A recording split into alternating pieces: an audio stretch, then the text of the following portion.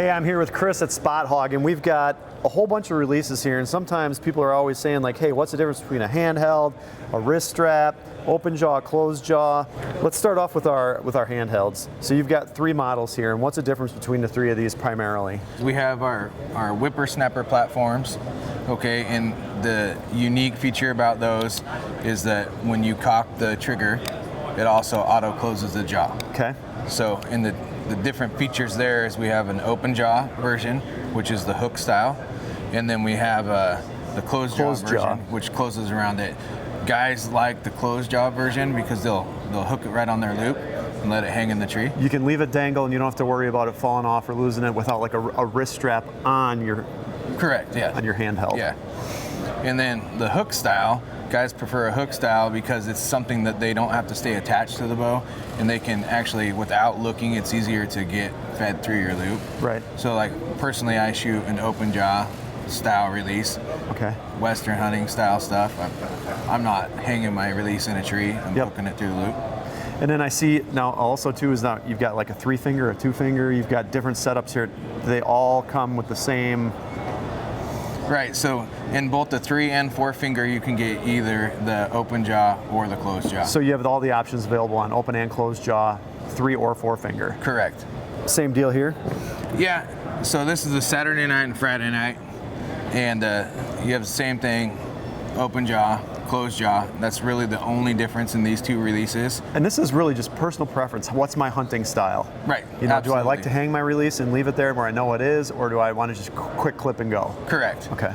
And the big difference between these and the whippersnapper is actually the length of the throat. Okay. So from your finger well to the hook, these are a lot shorter. Now, is that just like a shooting style, or like when do you recommend one before the other? Is that just really a matter of personal preference? A lot of personal preference, and then people that have a shorter draw length maybe don't want to use up draw length to lose it because you're running a longer necked release. Yeah, and you're almost like it looks like what, 3/4 of an inch longer here almost. Okay. So those are your handhelds. Now we go back to your wrist strap types. You got like boa lock types. You got your regular old buckles.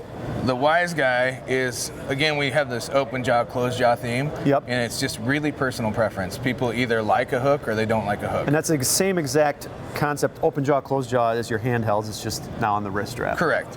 So the Wise Guy was the first one we introduced, and it's set, or the trigger on this is a light to super light trigger. Okay. And what we like about that light trigger is the less pressure you have to push on the trigger to get it to go off, the less chance you have for variation left and right and stuff like that. Typically it's accuracy, right? Yeah, is why you're doing that. Yep, it's kind of like a competition rifle trigger. Okay. On the Tuff Guy, the difference here, again, we have the closed jaw, and then we built more range into the trigger adjustment itself, so it can still be set light. But if you were a guy that liked the idea of the Wise Guy, but the trigger was too light for you, right, you have more range of adjustment here, so you can set it a little heavier. You know, like when you got the big one in front of you and you're a little nervous and you got that hairpin trigger and all of a sudden the arrow's flying before you're ready? Or maybe it's cold and you've got gloves on today and you want to be able to feel the trigger a little more before it goes off. Okay. Both releases, they come in the same strap options. You can get the black buckle, the camouflage, real tree, and the boa system. The neat thing about the way our release attaches is it'll fold back and lock out of the way. Stay out of your way, like running up a ladder, trees, even just carrying your bow or whatever. For sure. And then they also have a adequate length adjustment here to That's fit. with a single set screw, or how is it? Yeah, so it's just simply to adjust the length, you're going to loosen this screw right here. And then you've got these rib notches. Yep, and slide it back and it locks down and won't ever move. Okay. It's a neat setup. So then we've covered both of these, I think, already. One other unique thing that's available both in the Tuff Guy. Oh yeah, the boa strap. And Tuff Guy and the Wise Guy is the boa strap system.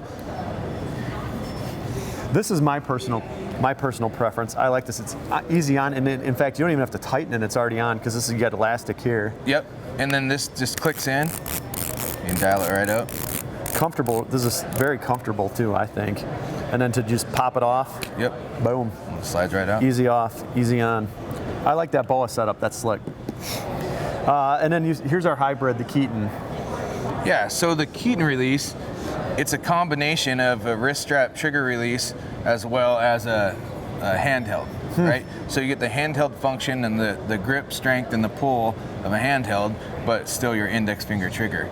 And does this only come in a totally closed jaw? Yep, only in a totally closed jaw. The way it functions. So what we claim with this release is you can draw more weight, hold your bow longer, and in turn you're going to shoot better because you're less stressed and less fatigued. The nice part about this is when you engage your whole grip and arm muscles, it's easier to pull your bow. Right. And that might be someone looking to get more poundage, like a female archer that's trying to get to a certain draw weight to go hunt elk, or a youth, or even just an individual. I mean, it's not anybody. Yeah, it just makes whatever weight you're pulling easier. Right. All right, and then also at full draw, you can let go completely of the grip. You can just drop off your trigger finger.